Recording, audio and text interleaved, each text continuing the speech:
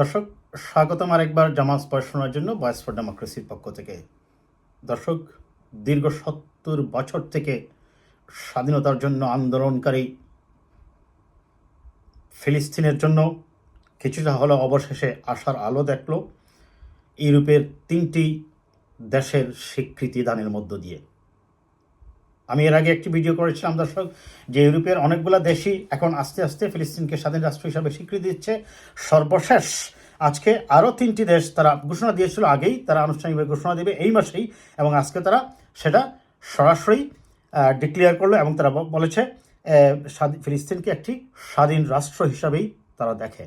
দেশ 3টি হচ্ছে আয়ারল্যান্ড, স্পেন ও নরওয়ে। আপনারা জানেন সেই আয়ারল্যান্ড, স্পেন এবং নরওয়ে এই 3টি দেশই ইউরোপিয়ান ইউনিয়নের সদস্য। ইউরোপিয়ান ইউনিয়নের সদস্য দেশগুলোর মধ্যে আরও অনেকগুলো দেশ এর আগেই ফিলিস্তিনকে রাষ্ট্র হিসাবে স্বীকৃতি দিয়েছে। এমন এক সময় তাদের এই স্বীকৃতিটা আসলো যখন নিরীহ গাজাবাসীর উপর দীর্ঘদিন থেকে ইহুদি বসতি স্থাপনকারী রাষ্ট্র ইসরায়েলিরা আক্রমণ করেই যাচ্ছে। এবং সর্বশেষ আপনারা জানেন ইন্টারন্যাশনাল ক্রিমিনাল কোর্ট বা আইডিসি কর্তৃক তাদের উপর বিশেষ করে রাফায় আক্রমণ না চালাতে যে নির্দেশনা দিয়েছিল সেটাকে উপেক্ষা করে ইসরায়েলি বাহিনী বর্বরভাবে হামলা চালিয়ে নিরপরাধ ফিলিস্তিনদের হত্যা করছে। এরই মধ্যে ৩৬,০০০ নিরপরাধ ফিলিস্তিনির জীবনাবসান হয়েছে।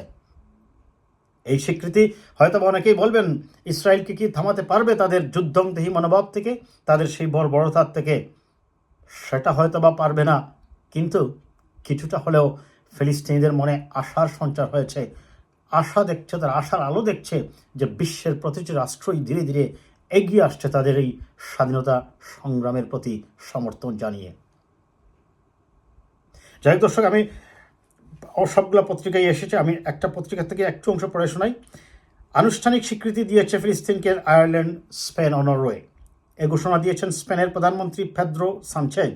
নরওয়ে ও আয়ারল্যান্ডের পাশাপাশি ফিলিস্তিনকে স্বীকৃতি দেওয়ার আনুষ্ঠানিক ঘোষণা দিয়ে তিনি বলেছেন, মধ্যপ্রাচ্যে শান্তি প্রতিষ্ঠার একমাত্র পথ হল ফিলিস্তিনকে রাষ্ট্র হিসাবে স্বীকৃতি দেওয়া। এর আগেই 3টি দেশ স্বীকৃতি দেওয়ার ঘোষণা দিয়েছিল। এর প্রেক্ষিতে ক্ষুব্ধ প্রতিক্রিয়া দেখিয়েছিল ইসরায়েল। তারা স্পেনকে উদ্দেশ্য করে বলেছে, মাদ্রিদ ইহুদিদের গণহত্যা করতে উস্কানি দিচ্ছে। ওদিকে স্লোভেনিয়া, ব্রিটেন ও অস্ট্রেলিয়াও ফিলিস্তিনকে স্বীকৃতি দেওয়ার কথা বিবেচনা করছে। তারাও এই স্বীকৃতি দিতে পারে। এর ফলে ফিলিস্তিনের পক্ষে আন্তর্জাতিক সমর্থন বৃদ্ধি পাচ্ছে, এক খবর দিয়েছে অনলাইন সিএনএন, আল জাজিরা। দেখুন দর্শক, এই অনেকগুলো দেশ যারা দিয়েছে তার মধ্যে বিশেষ করে আমি বলবো ব্রিটেন বা অস্ট্রেলিয়া যদি দেয়, বিশেষ করে ব্রিটেন যদি দেয়, অবশ্যই জাতিসংঘের একটি স্থায়ী সদস্য রাষ্ট্র, এবং ব্রিটেনের ব্যাপারে আমার একটা খুব স্বাভাবিক তাদের ক্লোজ ঠাই কিন্তু সবসময় মার্কিন যুক্তরাষ্ট্রের সাথে। সেখান থেকে যদি ব্রিটেন বের হয়ে এসে ফিলিস্তিনকে রাষ্ট্র হিসাবে স্বীকৃতি দেয়, এবং এরকমই একটা ইঙ্গিত দিয়েছেন লেবার দলের প্রধান স্টিয়ার খারমা। তিনি বলছেন যে তারা যদি জয়লাভ করতে পারেন পরবর্তী নির্বাচনে হয়তোবা তারা এ ধরনের চিন্তা করবেন। কাজেই এই স্বীকৃতিগুলা আমরা আশা করব সারা বিশ্বের স্বাধীনতাকামী মানুষের, ফিলিস্তিনের স্বাধীনতাকামী মানুষের প্রতি যে সমর্থন সেটাকে আরও বেগবান্বিত করবে। মঙ্গলবার স্পেনের মন্ত্রিপরিষদ পূর্ব ঘোষিত স্বীকৃতি দেওয়ার প্রস্তাব অনুমোদন করে। একই সঙ্গে নরওয়ে ও আয়ারল্যান্ড এই সিদ্ধান্তকে কার্যকর করে। স্পেন সরকারের মুখপাত্র পিলার আলগেরিয়া ঘোষণা দেন যে ফিলিস্তিন রাষ্ট্রকে স্বীকৃতি দেওয়ার গুরুত্বপূর্ণ একটি সিদ্ধান্ত অনুমোদন করেছে মন্ত্রিপরিষদ। এর একটি লক্ষ্য, তা হলো শান্তি প্রতিষ্ঠায় ইসরায়েল ও ফিলিস্তিনিদের সহায়তা করা। এই ঘোষণাকে ঐতিহাসিক ন্যায় বিচার বলে ঘোষণা দিয়েছেন স্পেনের প্রধানমন্ত্রী। চমৎকার কথা, ঐতিহাসিক ন্যায় বিচার। তবে এত বছর কেন লাগলো সেটাও একটা প্রশ্ন। তিনি বলেন, ইসরায়েল রাষ্ট্রের পাশাপাশি ফিলিস্তিন রাষ্ট্র প্রতিষ্ঠার মাধ্যমে শুধু শান্তি প্রতিষ্ঠার একমাত্র পথ। ফিলিস্তিন রাষ্ট্র হতে হবে পশ্চিম তীর ও গাজাকে একটি করিডোরের মাধ্যমে সংযুক্ত করে। এর রাজধানী হবে পূর্ব জেরুজালেম। এইখানেই একটু সমস্যা, রাজধানী হবে পূর্ব জেরুজালেম। উভয় পক্ষ সম্মত না হলে 1967 সালের পূর্বের সীমান্ত পরিবর্তনকে স্বীকৃতি দেবে না মাদ্রিদ।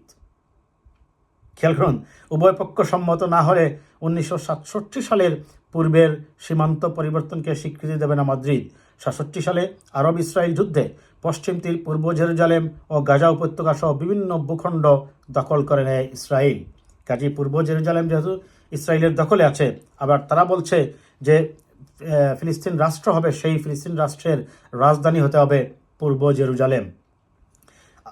উল্লেখ্য, মার্চে স্পেন, আয়ারল্যান্ড, মাল্টা ও স্লোভেনিয়া নেতারা ঘোষণা দেন যে গাজা যুদ্ধের ঘটানোর ইতিবাচক পদক্ষেপ হিসাবে তারা ফিলিস্তিনকে রাষ্ট্র হিসাবে স্বীকৃতি দেওয়ার কথা বিবেচনা করছেন। মঙ্গলবার নরওয়ে পররাষ্ট্রমন্ত্রী এমপেন বার্থ ইডি এতে বিবৃতিতে বলেছেন, অসলোর স্বীকৃতি কার্যকর হয়েছে। এতে বলা হয়, কমপক্ষে 30 বছর ধরে ফিলিস্তিন রাষ্ট্রের পক্ষে শক্তিশালী অবস্থান নিয়েছে নরওয়ে। মঙ্গলবার আনুষ্ঠানিকভাবে সেই স্বীকৃতি দিচ্ছে নরওয়ে। এটা নরওয়ে ও ফিলিস্তিন রাষ্ট্রের সম্পর্কের মধ্যে এক ঐতিহাসিক মাইলফলক। এরই মধ্যে ডাবলিনে আইরিশ পার্লামেন্টের বাইরে উত্তোলন করা হয়েছে ফিলিস্তিনি পতাকা। আইরিশ প্রধানমন্ত্রী সিমন হ্যারিস বলেন, এটা একটি গুরুত্বপূর্ণ মুহূর্ত। আমি মনে করি এটা বিশ্বের কাছে একটি বার্তা পাঠাবে। দ্বিরাষ্ট্রভিত্তিক সমাধানে আপনিও একটি দেশের পাশে দাঁড়াতে পারেন যখন অন্যরা দুঃখজনকভাবে বোমা হামলাকে বেছে নিয়েছে। এসব ঘোষণায় ইসরায়েলে তীব্র ক্ষোভ দেখা দিয়েছে। গাজা যুদ্ধ নিয়ে ইউরোপিয়ান কিছু দেশের সঙ্গে তাদের মতবিরোধ দেখা দিয়েছে। ইসরায়েলের পররাষ্ট্রমন্ত্রী ইসরায়েল কাটোস তেল আবিবে বসে স্পেনের প্রধানমন্ত্রী পেদ্রো সানচেজকে ইহুদি গণহত্যা উস্কে দেওয়ার একজন অংশীদার হিসেবে অভিযুক্ত করেছেন। এক্সে তিনি স্পেনের সেকেন্ড ডেপুটি প্রধানমন্ত্রী ইয়োলান্ডা ডায়াস, ইরানের সুপ্রিম নেতা আয়াতুল্লাহ আলী খামেনি এবং গাজায় হামাস প্রধান ইয়াহিয়া সিওয়ারের মধ্যে তুলনা করেছেন। যাই দর্শক, আমি আর এগুলা পড়ছি না। এখন আপনারা জানেন, এখানে একটা তথ্য দিয়ে রাখি দর্শক, ইতিমধ্যে জাতিসংঘে ফিলিস্তিনকে রাষ্ট্র হিসেবে স্বীকৃতি দেওয়ার প্রস্তাবে ভোট দিয়েছে 193টি দেশের মধ্যে 143টি দেশ। এর মধ্যে ইউরোপিয়ান ইউনিয়নের বেশ কিছু দেশ আছে, কিন্তু এর মধ্যে নেই ইসরায়েলের ঘনিষ্ঠ মিত্র যুক্তরাষ্ট্র ও জার্মানি। ইসরায়েল ও যুক্তরাষ্ট্র মনে করে সমঝোতার মাধ্যমে ফিলিস্তিন রাষ্ট্র প্রতিষ্ঠার সমাধান হতে পারে। ক্রমশ চাপ বাড়ছে ইসরায়েলের প্রধানমন্ত্রী বেনিয়ামিন নেতানিয়াহুর উপর। যাই হোক, আমি আর এগুলো পড়ব না দর্শক। তার মানে হচ্ছে, দেখুন, দিনে দিনে কিন্তু যারা এতদিন বুঝতে পারেনি তারাও এটা বুঝতে পেরেছে যে সত্যিকার অর্থে যদি আপনি মধ্যপ্রাচ্যে শান্তি প্রতিষ্ঠা করতে হয়, তাহলে অবশ্যই দ্বিরাষ্ট্রভিত্তিক সমাধান ছাড়া, দুটি স্বাধীন স্টেট বা দুটি স্বাধীন দেশ ছাড়া আসলে কোনো স্থায়ী সমাধান আসবে না। কিন্তু যুক্তরাষ্ট্র বারবারই সেটার বিরোধিতা করে আসছে, এবং যুক্তরাষ্ট্র কিন্তু বিশেষ করে নিরাপত্তা পরিষদে যখন ভোট হয় তখন কিন্তু তারা ভেটো প্রয়োগ করে দেয়। এটি হচ্ছে একটা সমস্যা, যে কারণে জাতিসংঘ থেকে তার আনুষ্ঠানিক স্বীকৃতিটা আসতে এত সময় লাগছে, এবং বারবার এই যুক্তরাষ্ট্রের ভেটোর কারণেই সেটা আটকে যাচ্ছে। যাই হোক, তাদের এই 3টি দেশের এই যে স্বীকৃতি দানটা, নিঃসন্দেহে যদিও তারা এত বড় শক্তিশালী বা বিশ্বের কোনো পরাশক্তি নয়, কিন্তু বিশেষ করে তাদের ইউরোপিয়ান ইউনিয়নের সদস্য হওয়ার কারণে তাদের একটা বড় ধরনের ভূমিকা থাকবে। এবং সর্বোপরি যেটা আনন্দের সংবাদ হচ্ছে, আমি বলবো যে ব্রিটেন যদি তাদের অবস্থান পরিবর্তন করে সুস্পষ্টভাবে ঘোষণা দেয় যে না, আমরা ফিলিস্তিনকে স্বাধীন রাষ্ট্র হিসাবে স্বীকৃতি দিতে চাই, তবে হ্যাঁ, সেখানে একটা বিতর্ক থেকেই যাবে। সেটা হচ্ছে যে ফিলিস্তিনের রাজধানী কোথায় হবে, পূর্ব জেরুজালেম অর্থাৎ কিনা, সেটা একটা বড় প্রশ্ন। প্লাস 1967 সালের সেই বেলফুর ডিক্লারেশন অনুযায়ী স্বাধীন রাষ্ট্র হবে কিনা, এই অনেকগুলা বড় বিতর্ক থেকেই যায়।